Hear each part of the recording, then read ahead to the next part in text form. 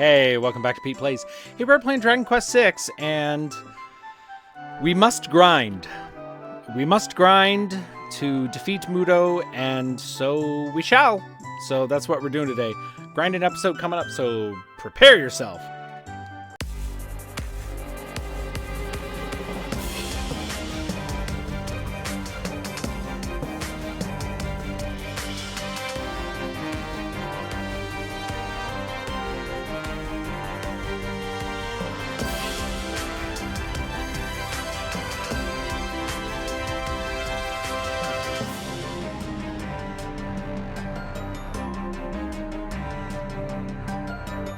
Do I know what we're going to talk about for the next half hour?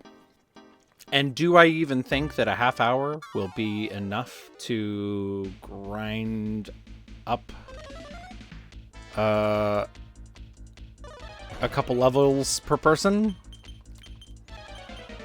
I really don't know. I do know that I need to change my thingy there. Tactics. Back me up? I wonder what back me up does. Okay, that's not it. That's not what we want. It looks like that just means people be protecting themselves. That's not gonna get us experience. So let's go to... What's the difference between do your best? No. No magic. I really wish Hassan would use his cool dragon flame claw more often. Wrapped in illusions. But here we are. Yeah, we just got to get a little bit stronger. We got better. We did more damage to Mudo. We got farther into that second fight, but really we just I don't think it was necessarily a matter of not doing well enough. Wow, how'd that Ketamon get so tough? Like, I feel like I didn't optimize it necessarily, but I put together a pretty good battle there, and I think that maybe with some optimization I could win it, but it takes so long to get there and so long to try, and I think I'm just gonna grind it out, get a little stronger, and then see where that gets us. The tough part is there's not a lot of great experience around here.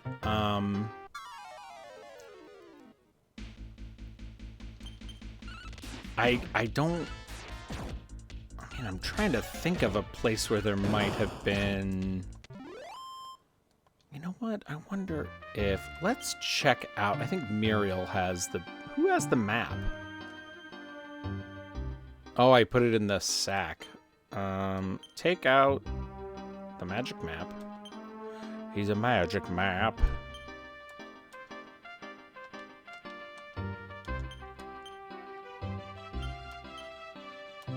And we'll see where we are.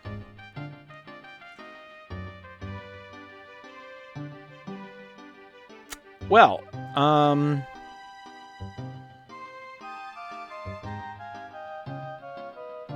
man, that's not exciting. I guess I'll just wander around, but I'm trying to find like a cave or something where there has been metallic slime, because if I can manage to get a metallic slime, that'll basically like get me where I want to go. And any place that has a metallic slime is also going to have like kind of some tough baddies that I'll want to be grinding with anyway. I want to grind with the tough baddies. That does sound like an R&B song, like something Usher would sing. I want to grind with the baddies. Bonk! I don't want to go too far. He's protecting himself. I don't want to go too far from this town, because that's just the easiest place to, like, heal up, but I'm going to kind of look around here. Yeah. Oh, that's right. I don't think there's anywhere else to go in here. I'm going to have to travel back into the kingdom. That's right. We had to leave the kingdom to borrow the special boat. So later, man.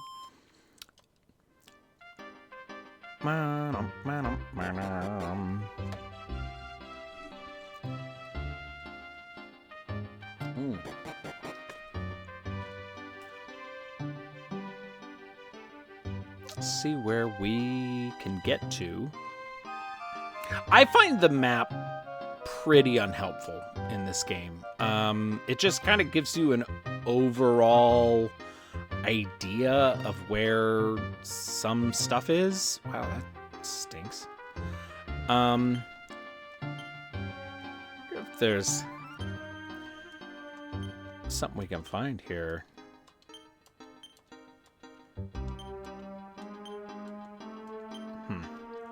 Yeah, and last one, and I'm tired of searching. Great. There we go. I was gonna say it's been a while. It's been a while. Red slime. This. Huh.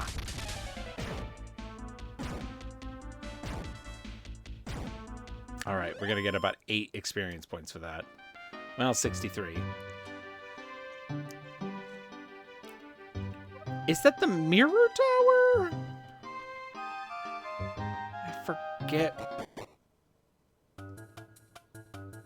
I forget what bad guys were in here. Let's see.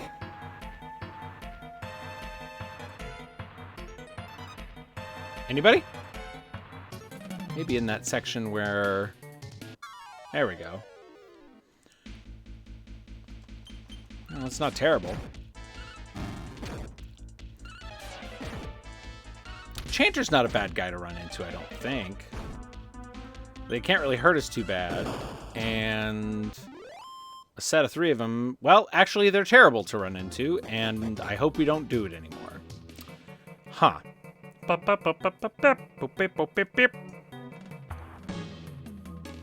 Okay, I know for sure we're gonna run into some rude dudes in here, right?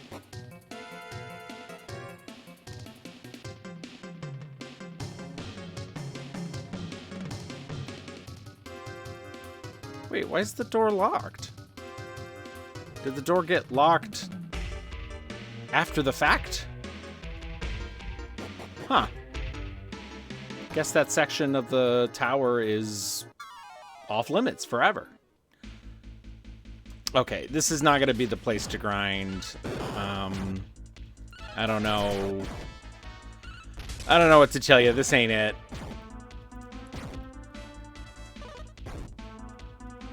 Oh, he's staring into space.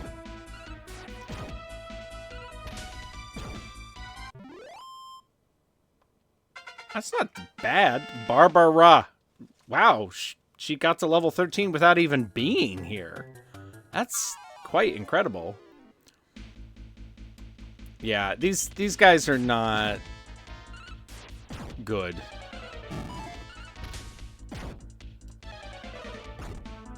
Well, just don't do that cold breath thing. Oh, there it is. Bye. Yeah, this isn't gonna do anything for me. That's a bummer. I think we're just gonna have to go back to that spot I was in. Dennis Farina's back.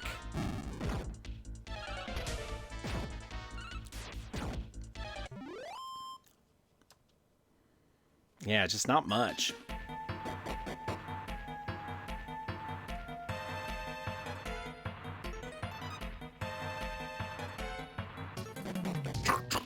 Okay, so we will just make our way out of here. Just kind of head back to where we were. I don't know what else to tell you.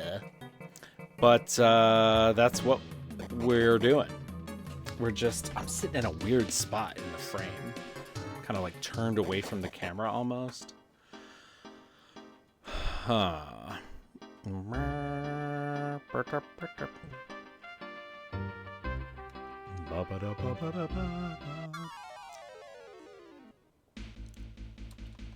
Yeah, see, everything's weaker. Wish I could do it,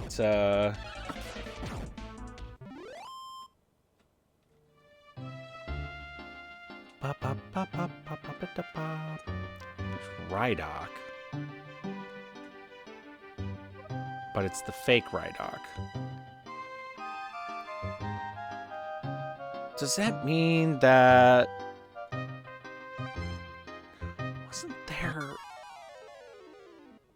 Wasn't there a place where there was a cave where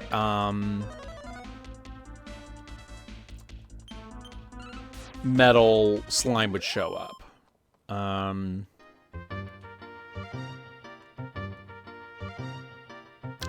It's just tough because I've been playing this for over a month, and not only do I not remember things super well, but also like everything kind of looks the same. I think this was it. This was the like, oh no, there's blood in it or whatever.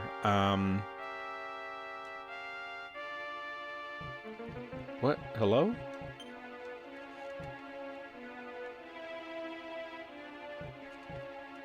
Can I not go in here anymore? What?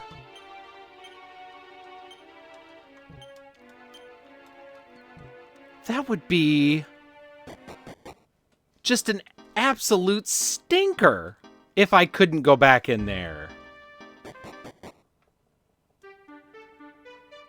Okay, so this is the... Yeah, I guess I can't do it. What? That's... Ugh. Well, they're like, yeah, go,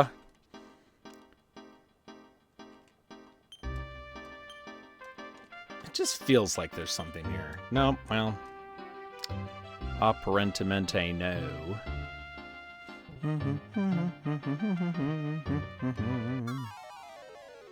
That's a bummer. And now I've got to fight Red Slime. Just punch them into Bolivian.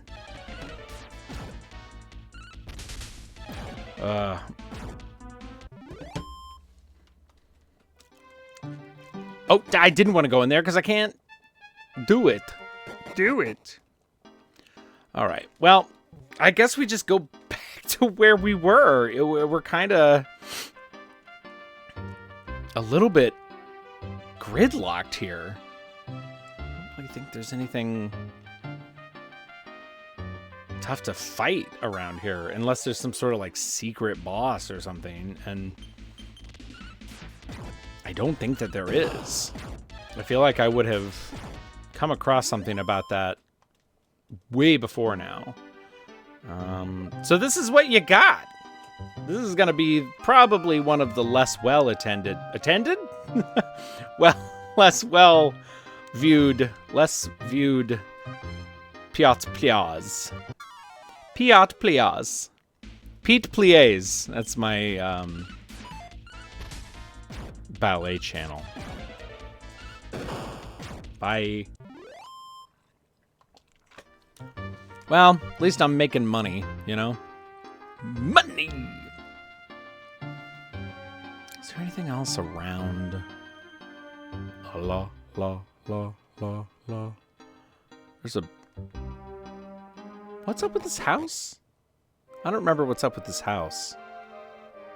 Oh, this is where boats go. Okay, I remember now. I remember now. I wish I had a hovercraft. But I don't. Mom, can I have a hovercraft for Christmas? I want a hovercraft for Christmas. Here comes y'all. It's like nearly involuntary, and that doesn't feel fair. Right? Am I... Oh, it's this way. Am I wrong to think that like when a yawn happens, it shouldn't just possess your entire body? I don't know, man. Hey, I'm excited because I'm playing baseball tonight. got a game on turf tonight, which is always fun. And it's like a nice, relatively cool day for July. This morning it was like 60 degrees, which is like downright chilly for July in southern Illinois. I'm just excited. I just love playing baseball. It's hard to get your hitting timing back, especially when you haven't played in a long time. And two, like live pitching is just so much different than a pitching machine or soft toss or wiffle balls or anything. It's so wildly different. And I've seen lots of live pitching, but it's live pitching that I have been watching all the way into the glove, right? Like the view that you get watching the baseball in umpiring, nothing like the view that you get watching the baseball trying to hit. Completely different. They're just not even comparable. And part of this, yeah, dude, that's what I wanted. I wanted some upgrade. Part of me thinks that means I should just stand closer to the plate to make it look more like it would look if I were watching it from behind the catcher, like an umpire. Although there are many pitchers of all stripes and ages, and if they see a guy get way up on the plate, they're going to hit him. I don't really want to get hit. I don't have good insurance. I don't want to take one in the dome, you know? But I don't know. That's a strategy, I suppose. That, and it's not just about like, oh, how well am I seeing it? Because I'm actually seeing the ball pretty well. It's the matter of like putting it all together. And I think that hitting, a fur hood. I think hitting a major league fastball is probably the hardest thing in sports. Golf is also very difficult, I think, but the ball is sitting still. Golf is difficult. I'm not saying golf is easy, but like the speed at which your average major league fastball, which the average speed of a major league fastball has been steadily climbing for years, but I think it's around, I hate to do that. I think it's around like 95 miles an hour, 94, 95. Your eyes literally cannot watch something that fast. And the reason that it looks like you do it, and basically what happens in your mind is, this is where Kant comes into baseball. Your imagination is the faculty that helps you like predict how things are going to happen and to put together understandable images of the data that you receive. So like when you read a jumble of letters, your imagination is the faculty that allows you to take that and kind of mentally rearrange them to find sense in the letters. Like when you do a word search, right? I don't want to fall prey to picture thinking, but like it's kind of like your brain is able to make little tiny pictures of like, what about this? What about this? What about this? Right? That's what your imagination does. It takes the data that it has and it makes a coherent story out of the data that it's getting. The data that your mind gets about watching a fastball is not the whole story of the fastball because your eye can't track something that moves that fast. Not literally. You like the way that I focus on something that kind of moves about that fast, right? That's completely different from the way that my mind like takes in tracking a fastball as it comes into the plate, let alone a curveball or a slider or a changeup or these pitches that do absolutely wild movements that look like they completely defy the laws of physics. So my brain has to take a tiny bit of information about the flight of the ball and sometimes about the spin or the arm angle, or and then like guesses, literally guesses about what might this pitcher throw? What do I know about this pitcher? What have they thrown in previous counts? Like, that's why like major league hitters really study a lot, because they want to learn. There are great hitters that are just straight up like reaction hitters, but they still study, right? Luis Arias is an amazing hitter. He hits for average. He is not, I'm going to put it in play wherever it goes, right? He's a great contact hitter. Stephen Kwan of the Cleveland baseball team. These guys are really good at getting their bat to go in the place where they imagine the ball is possible to go. That's really all hitting is. Can I get my bat to be where I imagine this ball will be? Can I be right about it? And can I swing good enough that the ball will go far or go where there isn't a person? That's hitting, which is wild. Like, the role of the imaginative faculty in hitting cannot be overstated, I don't think. And that's why this is something I'm really interested in philosophically. Goodbye.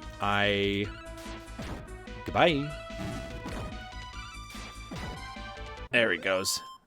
That was a nice little chunk. I think that it's important because it kind of tells us that, like, to me, it's ultimately a confirmation of what I would call continental anti-realism, that, like, even your practical cause and effect relationships to the world are made up of your mind's... Yeah, Chamorro with another one. Good. Are made up of your mind's ability to make sense out of the world in a way that is not merely just, I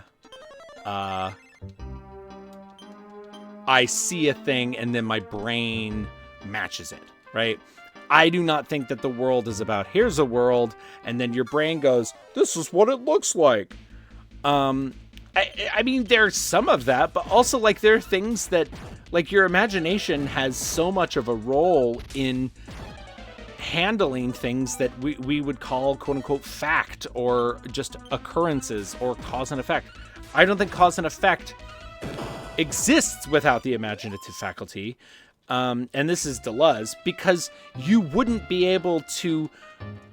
I mean, time consciousness wouldn't work, but that's beside the point. You wouldn't be able to go, there is some kind of connection between the thing I just did and the thing that happened. I can only do that if I imagine that those two events are connected serially, chronologically.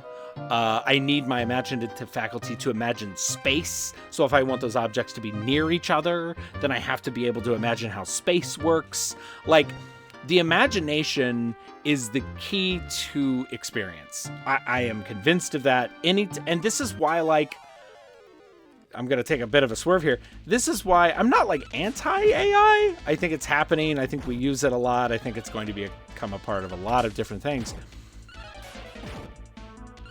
But I want AI to I don't want AI to make art. I don't want AI to make legal decisions, right? I was reading about how, like, the next, like, few years we'll see AI able to,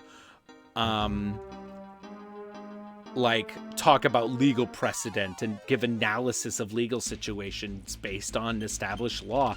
I don't want that.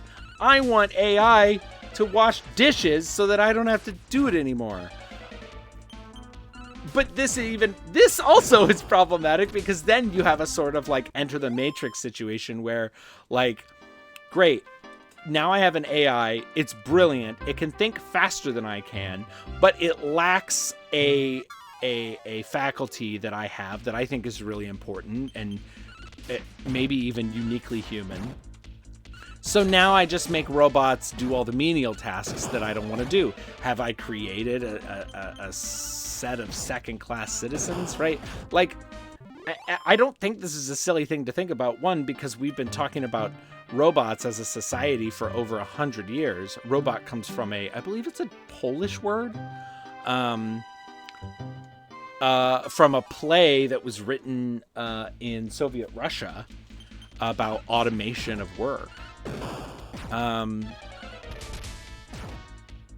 We've been talking about this for so long, and we're on the cusp of it, but it's been science fiction so long that we're kind of just like, oh, well, that's the movies, or that's books, or that's, sci-fi or whatever. But like, science fiction doesn't necessarily become science fact, but prophecies sometimes become reality. And science fiction is just modern prophecy, right?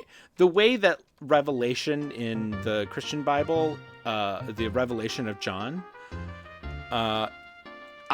is an example of what in the ancient Mediterranean world is called apocalyptic literature, which apocalypse now means like, oh, the world blew up. But like apocalypso or apocalypane, apocalypsane, that's what it is. Literally means to uncover something or to throw the covers off of something, right? Luo comes from to throw. And the idea is, in an apocalypse, a secret is uncovered. And it's a type of prophetic literature.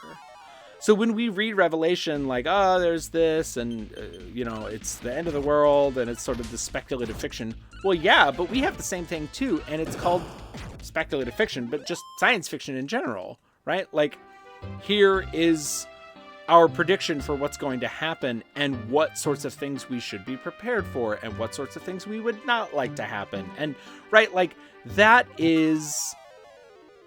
Sci-fi is our form of prophecy. And some of it is more dense than others, right? Some of it is more accessible. But I think we've had a lot of people who have basically said, like, man, you got to be really careful when you make a thing to serve you that becomes more powerful than you at the way you have decided to live your lives. And I think we have made robots and AI and automation to be really good at capitalism, and it's going to be better than us. And we are going to regret that because we have created a thing called capitalism where the world runs on our ability to extract resources. And pretty soon there are going to be people who have not been used to having their resources extracted. And that's going to happen to them. And they're going to be like, oh no, now it's the AI apocalypse or whatever. Well, really, it's just, I think that the AI apocalypse is really just this world's version of the conclusion of late capital, right? Like, whether humans survive as a species or not, like, the road we have taken is, what if we made stuff that was better at being ruthlessly and humanlessly efficient, or maybe humanitylessly efficient at extracting labor and resources, right? Like, I think that's bad. I think that's bad for us. So we're just gonna have to do our best. I don't really know that I was going to any like conclusion in particular, but oh man, we've done a bit of a grind session, and just like always, I got talking about philosophy, and I hope you're here for it. But if you're not, there's lots of other episodes, and there's lots of other stuff on the internet. It's totally okay if you don't watch my show. I don't mind. That sounded rude. I didn't even mean it. I just mean like, yeah, I just do it for fun. You don't got to do it. That's gonna do it for this episode of Pete Plays. Next time, maybe I'll try to do a little bit of grinding off camera, but next time we'll try to take on Muto again, and if we can't, then I don't know what I'm gonna do. We'll see you next time on Pete Plays. Bye.